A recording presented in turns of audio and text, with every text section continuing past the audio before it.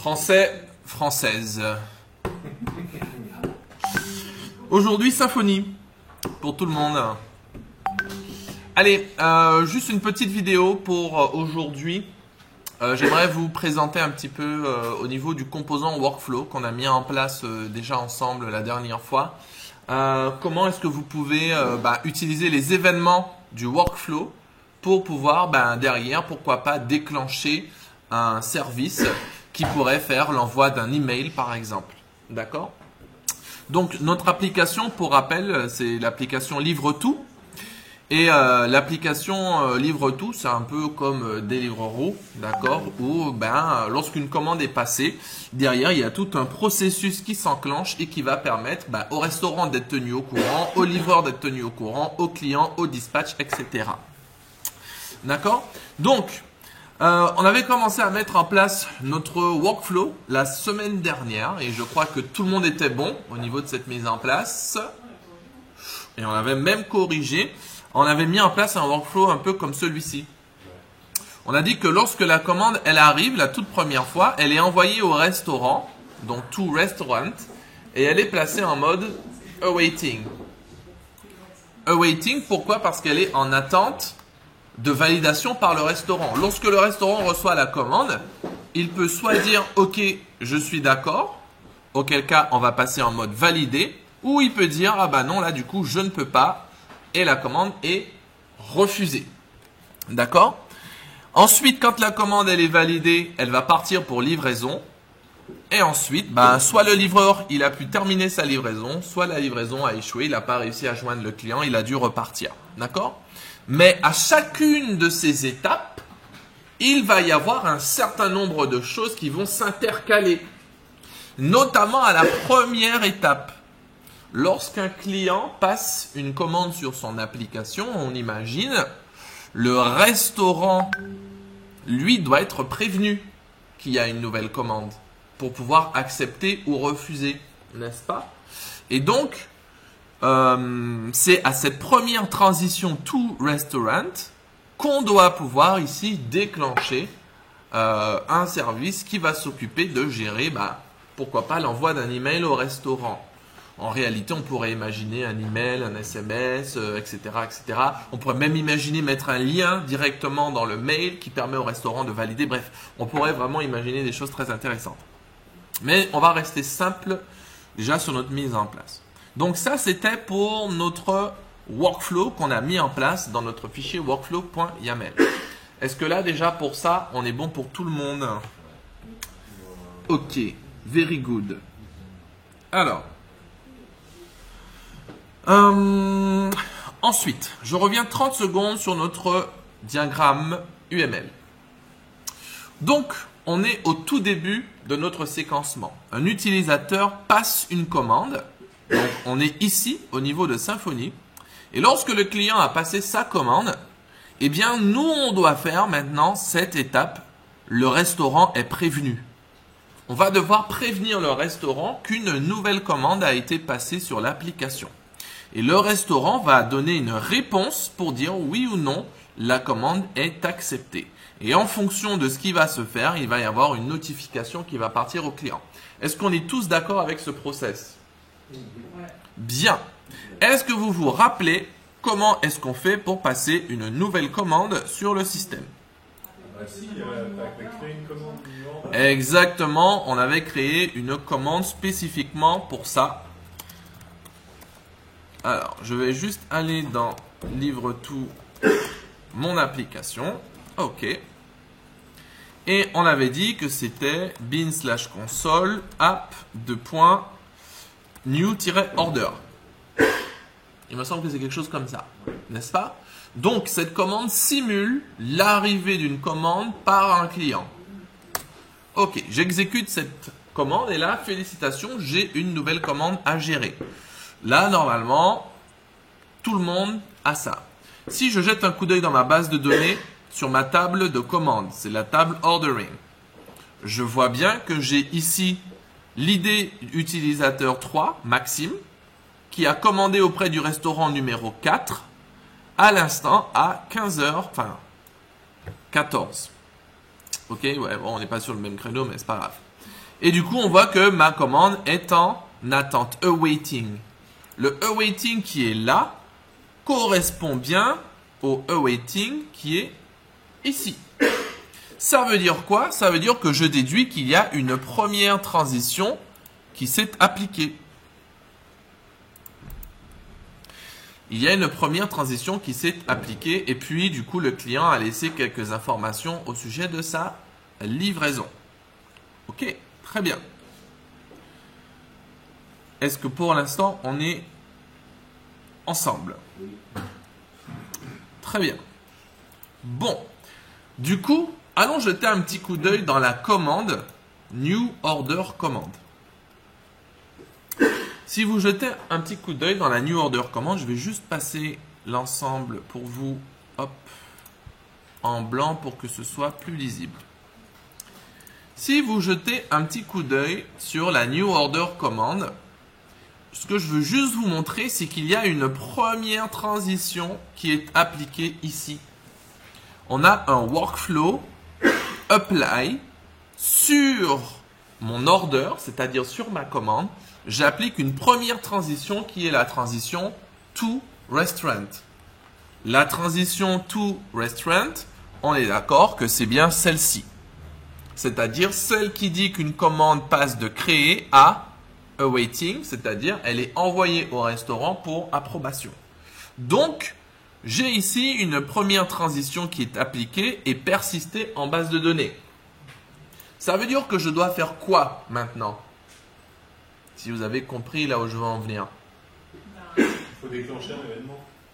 C'est pas moi qui le déclenche l'événement. En fait, le workflow a ses propres événements. Vous vous rappelez quand on a fait le cours sur les événements, enfin le cours entre guillemets sur les événements, je vous ai expliqué que tous les services de Symfony ont leurs propres événements. Vous avez les événements qui sont attachés au kernel de Symfony, vous avez les événements de doctrine, les événements sur les formulaires, les événements sur la sécurité, et le workflow ne fait pas bande à part puisqu'il a aussi ses propres événements. Et si je vais sur la documentation du workflow, je vais zoomer un peu, vous allez voir ici qu'on a le chapitre Using Events.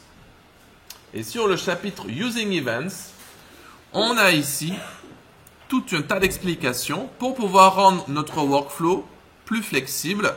On va pouvoir créer des event listeners qui vont écouter en fait les événements de notre workflow. Et du coup ici, vous avez regardé tout le type d'événements qui pourraient nous intéresser. Et vous avez, par exemple, ici, regardez l'événement Workflow Complete. Alors, hop, hop, hop. Vous avez l'événement Workflow Complete. Ici, on vous dit que vous avez 3 événements qui sont émis par le composant. Le premier, lorsque n'importe quel de vos workflows a terminé une transition. Vous avez vu, l'objet a terminé sa transition. En gros, je viens de créer une commande, j'applique la transition to restaurant. Au moment où la transition elle est appliquée, c'est terminé, j'ai un événement qui se déclenche. Alors là, sur notre workflow, on a beaucoup de transitions. Alors, on a beaucoup de transitions et ça veut dire que c'est à nous de dire, lorsque cette transition se produit, voici ce que je veux faire. Lorsque la transition to restaurant est appliquée, voici ce que je veux faire. C'est pour ça qu'on rajoute transition. Exactement. Et vous avez ici, regardez, le nom du workflow. Alors, pourquoi vous devez préciser le nom du workflow? Tout simplement parce que dans votre application, vous pouvez avoir plusieurs workflows. D'accord? Je peux avoir un workflow pour la livraison, un workflow pour mes commandes, etc. etc. Ok? Ça, ici, c'est le type d'événement et le nom de la transition que je souhaite écouter. Alors, on n'a pas que le workflow complete. Vous avez vu, il y a d'autres types d'événements. D'accord? Lorsqu'on commence à rentrer dans une transition, lorsqu'on entre dans une transition, etc., etc. Vous prendrez le temps de regarder. Alors, enter, c'est qu'il est rentré dedans, mais qu'elle n'est pas forcément encore appliquée. Et enter, je pense qu'il est en train de rentrer dedans. Tu vois, just before de place. Ok? Et là, il est rentré dans sa position, dans son statut. Donc tout dépend de ce que tu veux faire. Lorsque tu dois faire des vérifications avant d'appliquer quelque chose, avant d'appliquer une transition, ce genre de choses. C'est presque plus simple d'utiliser les événements du workflow que les autres événements en fait. En fait, les événements du workflow donnent toute sa dimension et toute son utilité au système. Puisque sinon, tu aurais très bien pu toi-même créer un champ statut et le mettre à jour à la volée. Mais là, grâce aux événements, tu vas pouvoir vraiment déclencher des services. Enfin, tu as tout un travail derrière, toute une architecture qui est mise en place pour te faciliter la vie. Et toi, tu n'as plus qu'à l'utiliser. L'avantage, c'est peut-être que c'est plus flexible que de dire tu m'écoutes au moment du clic ou machin. Absolument, tout à fait. Ça te permet d'avoir des événements beaucoup plus poussés que ce que toi, tu aurais pu faire. Ça n'a pas d'impact sur le workflow. C'est ça. Donc, du coup, nous, on va déjà se concentrer sur ce premier événement, le Complete Transition Name. Alors, du coup, pour écouter un événement, il faut qu'on mette en place un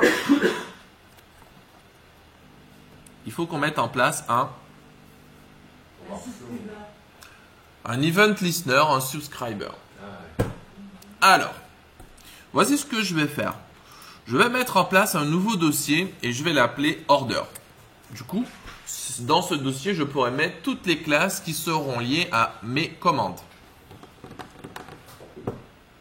Dans ce dossier Order, je vais créer un autre sous-dossier et je vais l'appeler Event Listener.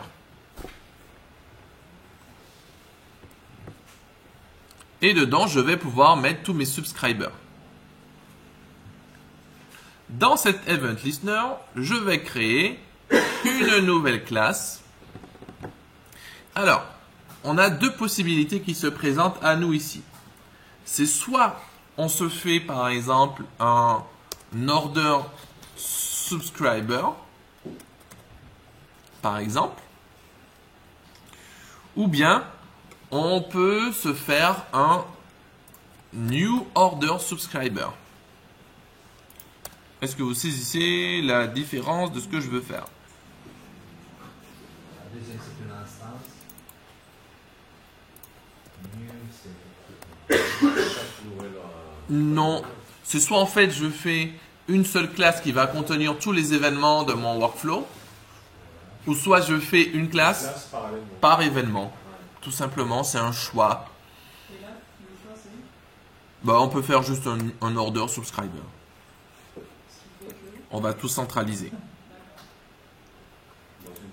Dans une seule classe pour l'instant en tout cas. Et puis, si jamais le besoin se présente, on verra. Hop. Ok. Allez, je valide. Bien. Pour pouvoir mettre en place un subscriber, il faut implémenter une interface qui s'appelle Event Subscriber Interface. Exactement.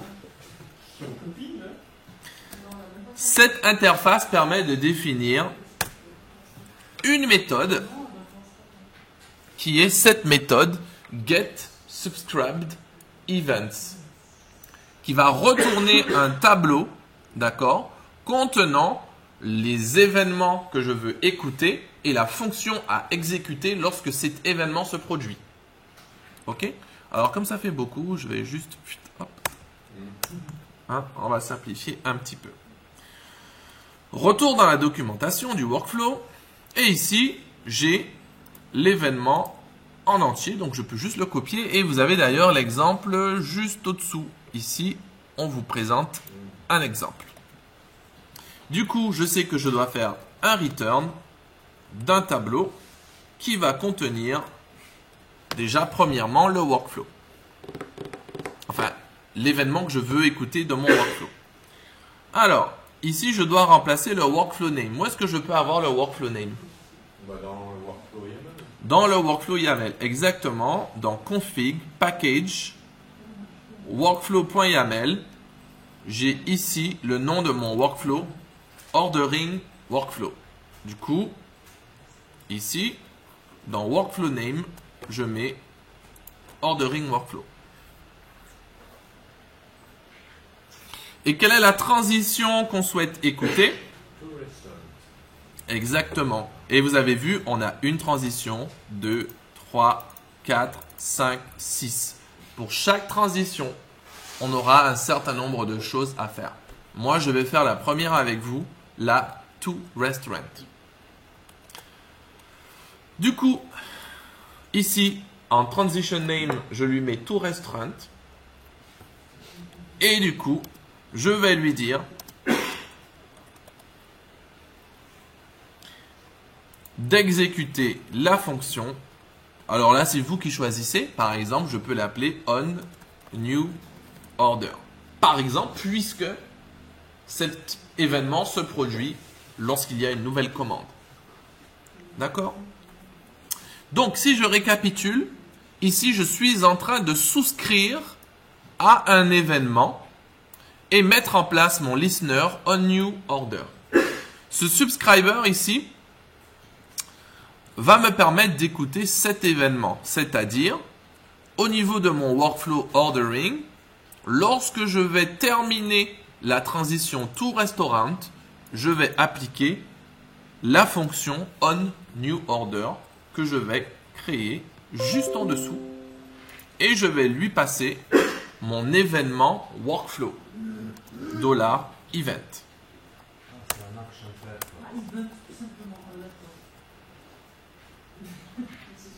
Alors c'est un event de workflow. Hein. Ouais. Attention. Moi, je dirais qu'il fallait rentrer transition event, faire event, évidemment. Je lui passe juste l'événement du workflow. Il n'y a pas de souci. Bon. Alors, vous m'avez dit tout à l'heure que cet événement se produit lorsqu'un client passe une commande, c'est-à-dire lorsque j'exécute ma commande. Seulement, comment est-ce que je peux être sûr que mon listener fonctionne? En regardant dans les logs, mais il faudrait encore que moi je log quelque chose. Alors, la manière la plus simple pour utiliser les logs, c'est de mettre en place un petit constructeur. Et à ce constructeur, vous lui passez le logger interface. OK. On va faire un this logger égale $logger. Et ici, je vais juste faire un private logger. OK. Logger interface, c'est l'interface qui contient tout ce qui va nous permettre de loguer des éléments. Du coup, pour l'instant, lorsqu'une commande va se produire, donc je vais noter ici lorsqu'une commande arrive sur notre plateforme. D'accord? C'est la toute première étape. On new order. Qu'est-ce que je vais faire? Je vais faire un this logger. Et là, vous avez vu, j'ai plusieurs alertes, erreurs, warning, info. On peut peut-être juste faire une info. On va juste faire une info. Et on va mettre, eh bien, nouvelle commande pour le restaurant. Ah mince! Du coup, comment on accède au restaurant? Ah oui, subject. Avec un event. Eh oui, grâce à l'event. Ah, exactement. Quelle équipe de choc? Ouais, vous êtes sûr que vous avez besoin que je fasse... J'ai pas besoin de faire la vidéo en fait. En fait, dans l'événement du workflow, vous avez bien entendu l'objet pour lequel s'applique votre workflow, à savoir, eh bien, la commande. Du coup, je peux la récupérer en faisant mon event get subject. Vous avez vu, j'ai d'autres choses hein, quand même. Je peux récupérer les transitions, etc. Get subject. Et là, je peux récupérer ma commande. Alors, du coup, ici, pour me simplifier la vie, parce que PHP Storm, lui, il ne sait pas hein, le order où est-ce que ça sort. Regardez, si je fais ici une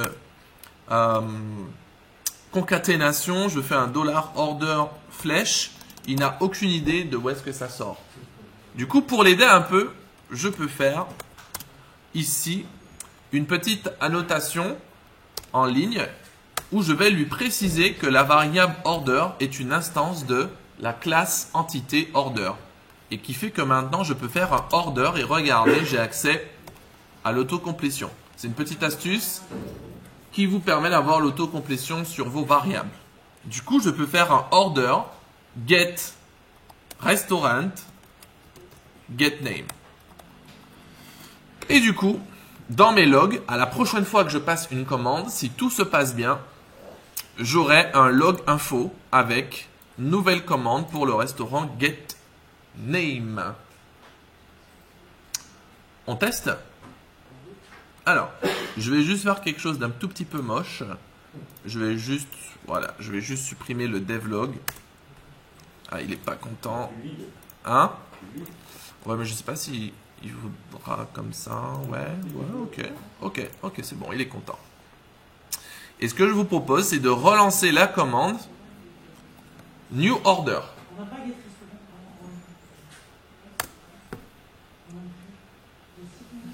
Je regarderai. Après, quand j'aurai fini, je regarderai pour vous s'il y a des soucis. Allez, j'ai une nouvelle commande qui a été passée. Je peux vérifier dans ma base de données ordering. Et donc, c'est l'utilisateur Naël qui a passé commande sur les terrasses de Lyon. Je jette un petit coup d'œil. Du coup, hop. Dans mon log.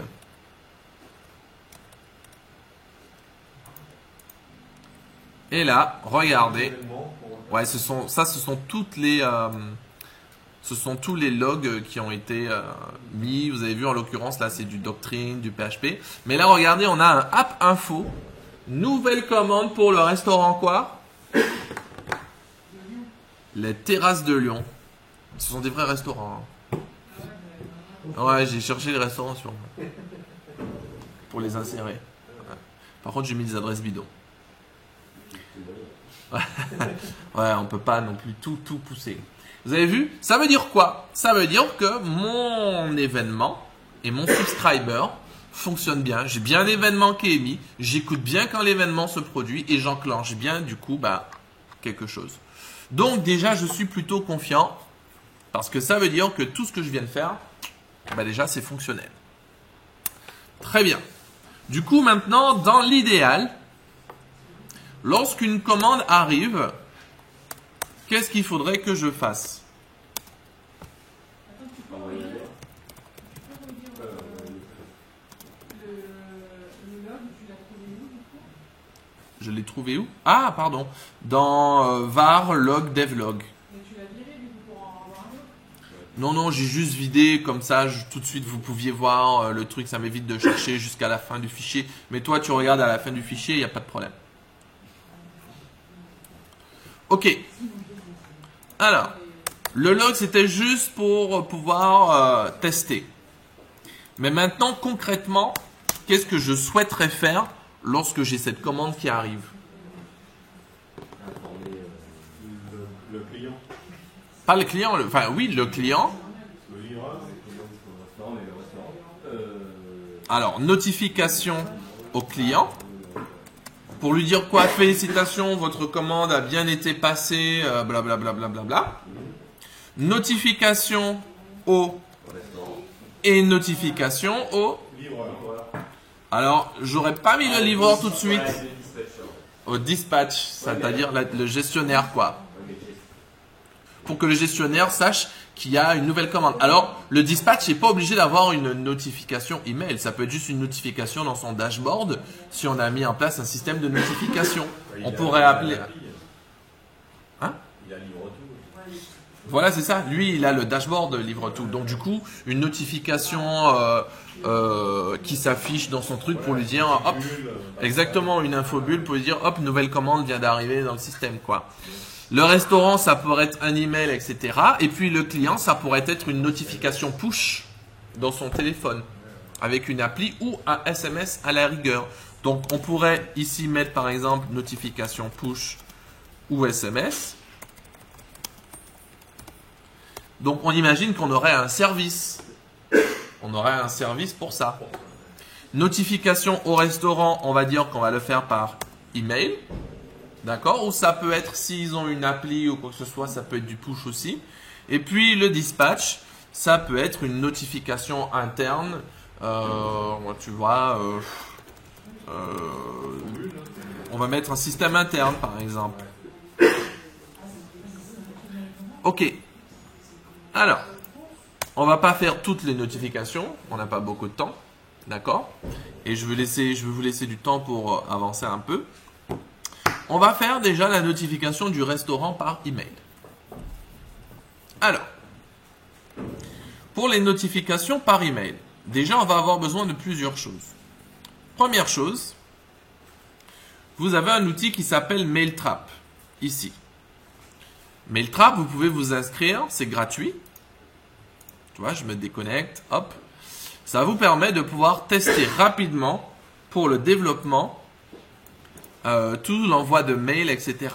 Et ça s'appelle Mailtrap parce qu'en fait, ça va attraper tous les mails qui vont être émis depuis votre installation locale Symfony. Et du coup, vous allez pouvoir voir ce que ça donne. Vous avez juste à vous inscrire, vous rentrez votre email ou même GitHub et ça y est, c'est prêt à fonctionner. Donc moi, du coup, je m'inscris, je me connecte. Et là, automatiquement, j'ai laissé la boîte par défaut, la démo inbox. Et vous avez déjà, en termes d'intégration, tout ce qui est fourni. Donc, du coup, moi, je vais aller sur le réglage Symfony 4.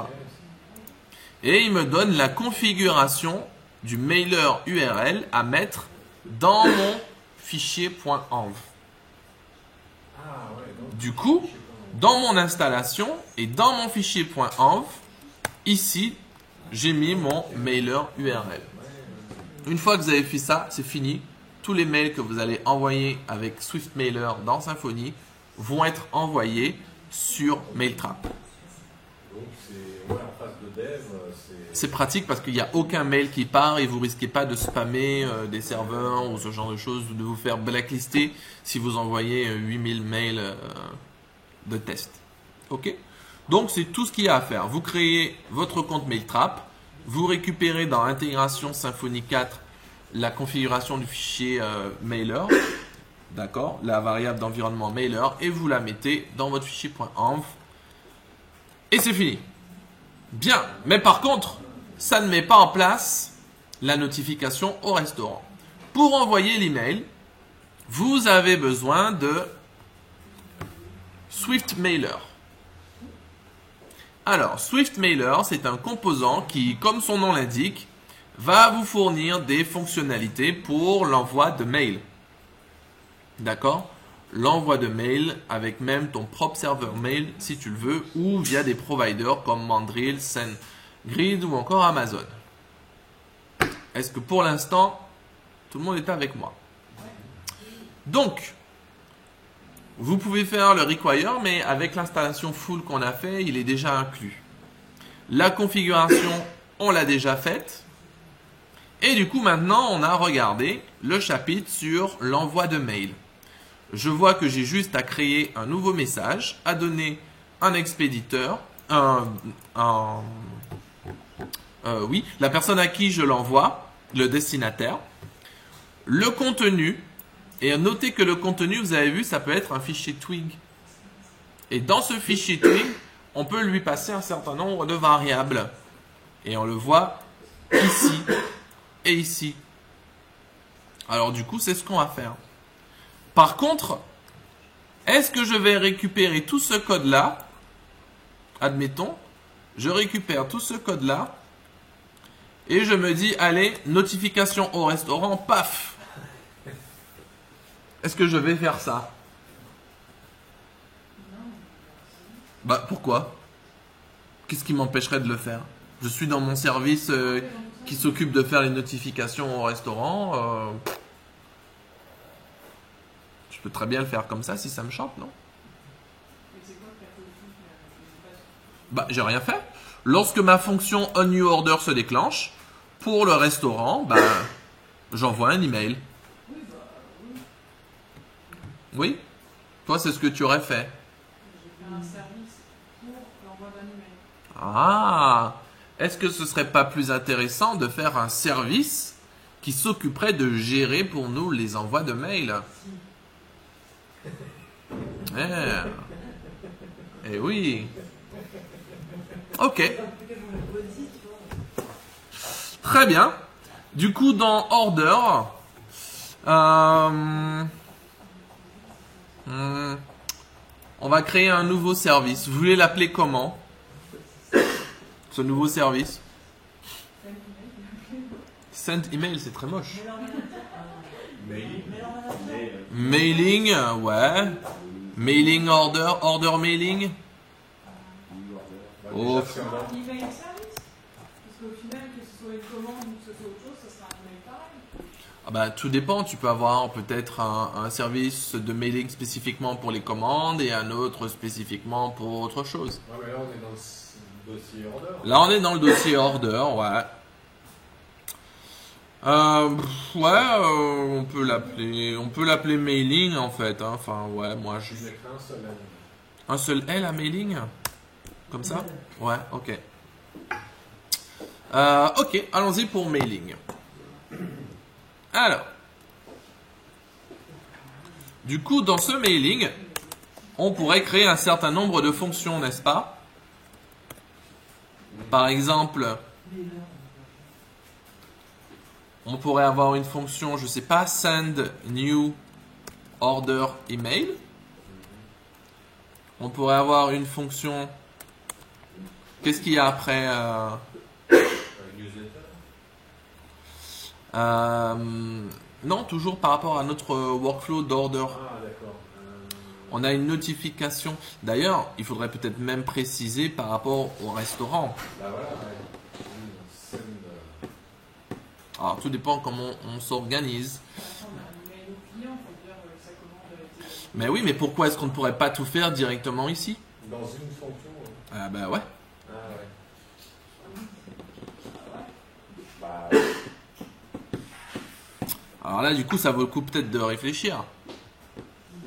faut savoir combien on a de mélange. Enfin, de Vous voyez, quantité. c'est pour ça que parfois réfléchir par avance à son architecture, notamment grâce à un UML, alors là on va faire simple bien sûr, je ne veux pas rentrer dans cette complexité, mais ça peut être intéressant. Parce que si vous décidez que cette fonction va en réalité s'occuper de faire l'envoi des différents types de mails aux gens, j'imagine, hein, on aurait un this send to restaurant, par exemple, un this send to customer et un this send to, par exemple, dispatch.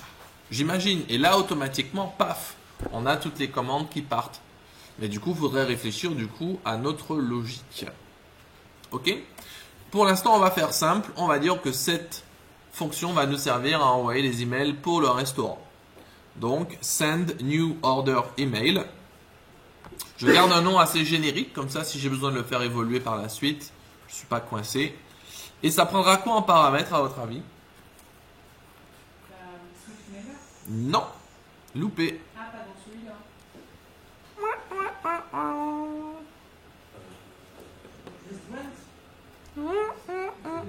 Loupé.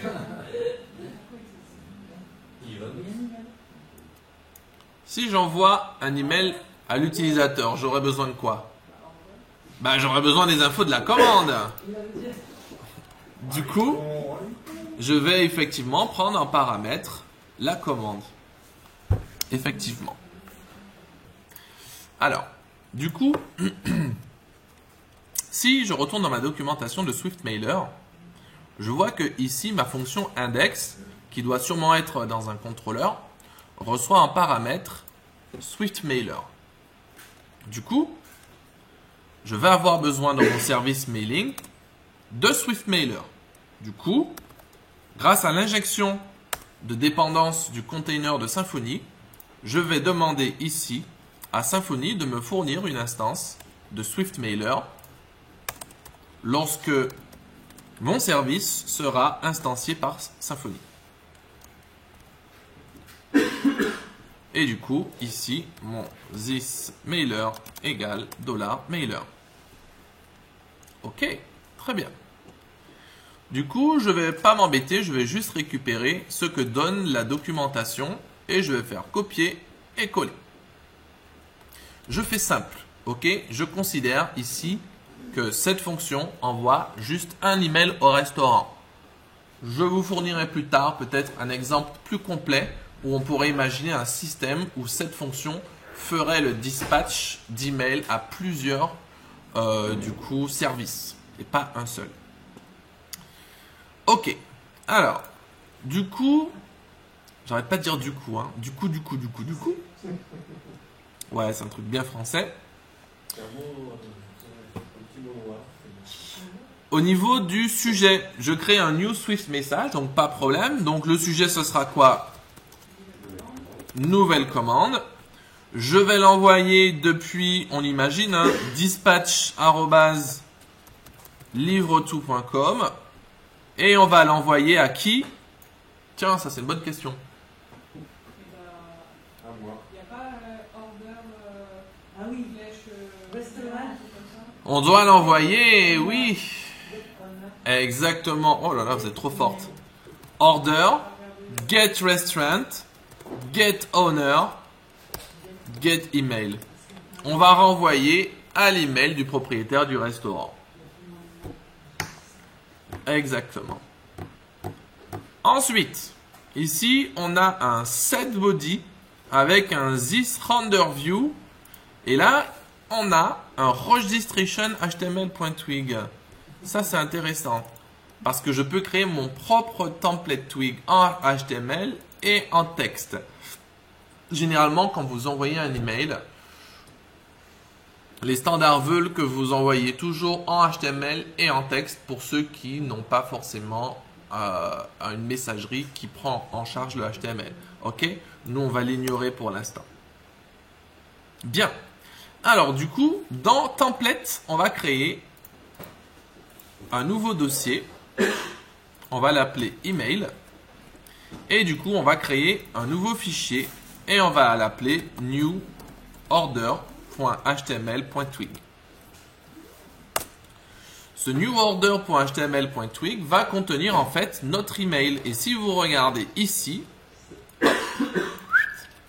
on a un code de démonstration qui est fourni par la documentation de Symfony. Alors, ici, du coup, on a quelques informations. Alors, you did it, you registered. Donc ici, on suppose que c'est l'entête du mail. Donc on va mettre nouvelle commande. Ok. Alors, on va mettre bonjour. Name, on va dire que c'est le nom du restaurant. Vous avez une nouvelle commande. Vous avez une nouvelle commande. Et puis, on va lui passer un order ID. On va même mettre un petit dièse devant. Comme ça, ça fait le numéro de la commande. Et puis, comme on est bien sympa, on va mettre ça dans un paragraphe. Vous avez une nouvelle commande. Alors, allez, on va formater notre email un peu comme on veut à l'arrache. On va mettre les informations sur le client. Donc, c'est vous qui mettez ce que vous voulez dans le mail. Donc, je vais faire un customer name ici, où on suppose que customer name, ce sera le nom complet du client. Donc, comme ça, le restaurant, il a le nom complet du client. Ensuite, on va faire un autre paragraphe et on va mettre détail de la commande. Alors, notre système ne prend pas en compte les quantités, n'est-ce pas? C'était pas le but. Donc, on se casse pas la tête avec ça. On va juste faire une petite boucle for product au singulier in product. Ok. Et du coup, on va juste faire des li et on va mettre des product.name. Pourquoi je mets product.name? Parce que product, ce qui est là, ce sera les résultats de notre entité product. On a une entité product. Dans entity, on a product. Et les products, ils ont un ID, un name et le restaurant auquel ils sont rattachés. Du coup, je vais parcourir tous les produits de la commande et pour chaque produit, je vais afficher le nom dans l'email. D'accord? Et puis, tant qu'à faire, on mettra x1 au niveau de la quantité. Et puis après, on imagine un petit message. Veuillez vous connecter pour valider Merci. On va mettre pour accepter, refuser la commande. Merci. Ok. Bon. J'ai mis en place mon email. Un truc très basique, très simple. J'ai le name, l'order ID, le customer name et le product. Du coup, maintenant, dans mon mailing.php, ici, il faut que je mette à jour mon template. Ce sera plus registration, ce sera new order.html.twig. Et on aura plusieurs champs. On aura, alors, on a dit name. On aura order ID. On aura customer name. On aura products. Je crois que c'est tout. Je crois que c'est tout. Alors, ça tombe bien parce que ces infos, on y a bien accès, n'est-ce pas? Le name, c'est le nom du restaurant. Donc, c'est $order, get restaurant, get name. Le order ID, c'est order, get ID. Le nom du client qui a passé la commande, order, get user, get full name. Et enfin, les produits, order, get products. Et c'est fini.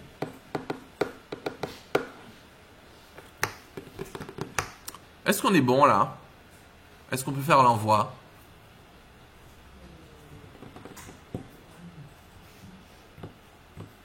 Non, mais 10, dans le 10, il n'y a pas Twig. Hein. Pourquoi Twig? Enfin, il n'y a pas le template engine.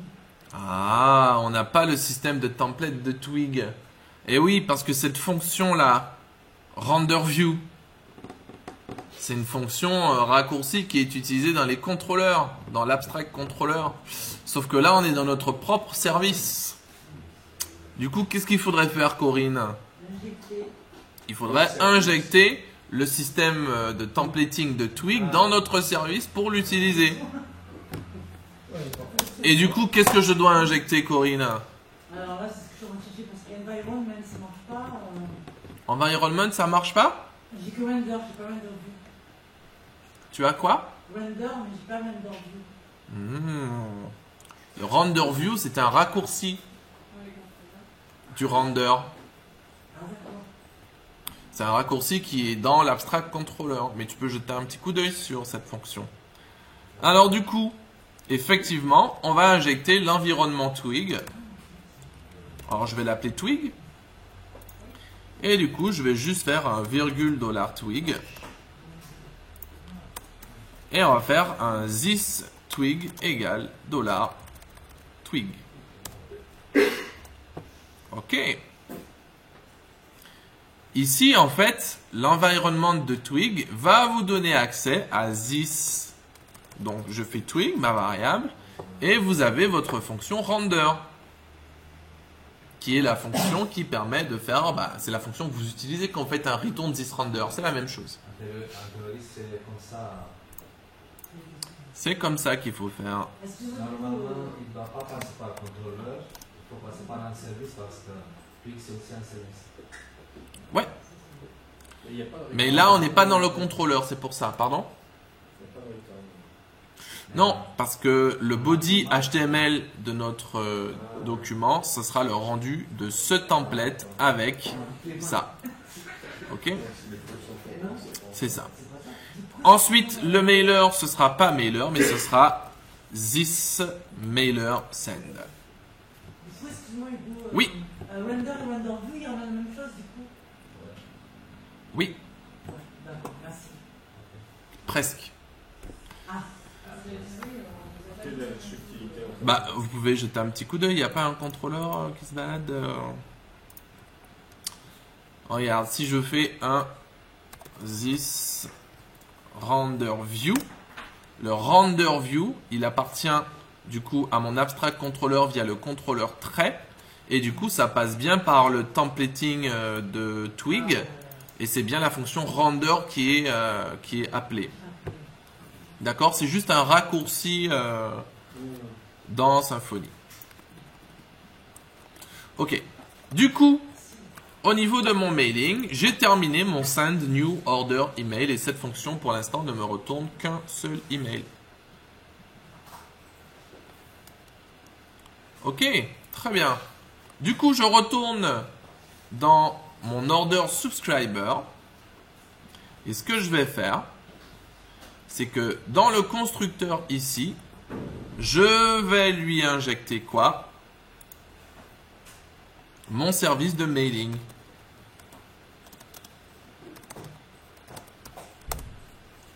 Virgule, $mailing. Et ça va faire un this mailing égale $mailing. Et lorsque l'événement on new order va se produire, pour envoyer une notification au restaurant, je vais faire un this mailing send new order email et je lui passe le order qui est récupéré du workflow. Et c'est fini. Alors, dans un système plus complexe et plus intéressant, on aurait fait send new order email, on lui passe l'order et c'est ce service qui s'occuperait des notifications aux clients, au restaurant et au dispatch en fonction du coup du type de notification qui serait envoyé. Parce que l'événement a déjà été écouté, il suffit Eh oui, l'événement se déclenche, j'appelle le service qui traite la commande et du coup j'aurai pour chaque service un système de mailing. Et d'ailleurs on ne l'aurait pas forcément appelé mailing, mais on l'aurait peut-être appelé notification ou quelque chose comme ça. D'accord, on aurait un service notification et en fonction, ça va envoyer un email, ça va envoyer un push, ça va envoyer un SMS, ça aurait appelé d'autres services derrière. Mais là, j'ai fait simple, j'ai juste appelé un service de mailing. Ok, mais on aurait pu avoir un service de notification derrière. Ok, bien. Eh ben ok, il n'y a plus qu'à retester maintenant pour voir ce que ça donne. Du coup, c'est reparti, on simule une nouvelle commande dans le système. Et là, félicitations, une nouvelle commande. Alors, on va jeter un petit coup d'œil dans la base de données. On a une nouvelle commande de Maxime pour le restaurant Cercle Rouge. Et là, on regarde dans ma boîte et on a effectivement une nouvelle commande qui est arrivée. Regardez, nouvelle commande. Bonjour Cercle Rouge. Vous avez une nouvelle commande. Tiens, on n'a pas l'ID. Il faudrait regarder. Est-ce qu'on l'a bien... Est-ce qu'on... Je lui ai pas passé l'order ID? Si, je lui ai passé, mais je pense sûrement... Est-ce que ça a été persisté avant? Bon, il faudrait vérifier. On a le client, Maxime de l'Aillé, et on a le détail. On voudrait du couscous tunisien et une quiche gourmande au poivron. Parfait. Maintenant, le restaurant a été notifié, à lui depuis son interface, d'accepter. Et lorsqu'il accepte, c'est reparti. Il y a encore un nouvel événement qui est écouté. Il y a encore une nouvelle étape. Sauf qu'à la prochaine étape, c'est différent. Parce que vous allez avoir la livraison. Pourquoi? Parce que d'après notre schéma, lorsque le restaurant va donner sa réponse et qu'il va accepter, il va y avoir une demande de livraison qui va partir sur l'API. L'API va vous confirmer la création de la demande de livraison et vous allez devoir ensuite, avec cette confirmation de l'API, envoyer une notification au client. Puis derrière, gérer toute cette partie livraison lorsque le restaurant est prêt. Ça, c'est la suite que nous verrons sûrement dans une prochaine étape. Mais déjà, pour l'instant, je vais mettre ce code à votre disposition avec la vidéo. Et puis, ceux qui ont besoin d'un coup de main sur cette partie événement, ils pourront. Est-ce qu'il y a des questions sur une partie de ce que nous avons fait là? J'ai pas compris l'utilisation de mailing. Tu as injecté mailing à un moment? Ouais, mailing, je l'ai injecté juste dans le constructeur de... Le mailing ici, Ouais. bah, c'est ma fonction send. Ah, c'est ton... Ah, c'est ton service. Oui, c'est mon service. D'accord. Ouais. C'est pas Swift Mailer. Ouais. Non, je pensais que c'était un truc... On aurait pu l'appeler notification. D'accord. Et du coup, généraliser les types de notifications avec plusieurs types de services pour les commandes, quoi. C'est vrai qu'on l'appelle mailing dans la, C'est ça. dans la classe. Ah ouais, non, ouais. Mailing, du coup, this mailing, et donc du coup, je fais un this mailing, send new order email, qui est ma fonction, et je lui passe bien la commande qui est récupérée via l'événement du workflow. J'avais jamais vu, donc les private, tu as pu mettre les deux. En fait, tu peux mettre 2, 3, 4. Ah oui, bien sûr, ouais, ouais, oui, avec les séparant par une virgule, ouais. Ça évite de faire private. Bah ouais, mais je savais pas qu'on pouvait le faire. Voilà, donc ça c'était juste pour faire une petite explication en 1 heure de comment vous pouvez utiliser les événements du workflow. Du coup, je vous mets ça à dispo et puis ensuite on verra derrière comment est-ce qu'on peut continuer la suite du processus. Merci à tous. Merci. Merci.